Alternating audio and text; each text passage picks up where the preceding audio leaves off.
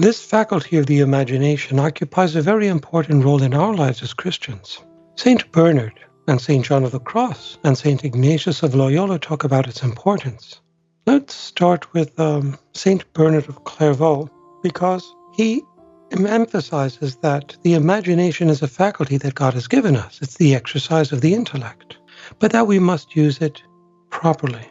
And St. John of the Cross emphasizes that there are two types of imagination, active and passive. And the person who is seasoned in his or her prayer life advances from the active to the passive imagination. Now, to better understand this, I wish to share with you St. John of the Cross's statement distinguishing the two.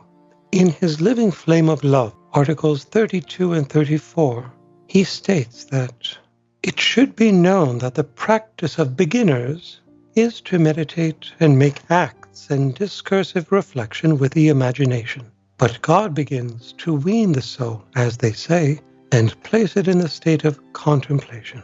It is God who in this state is the agent. The soul is the receiver. The soul conducts itself only as the receiver and as one in whom something is being done.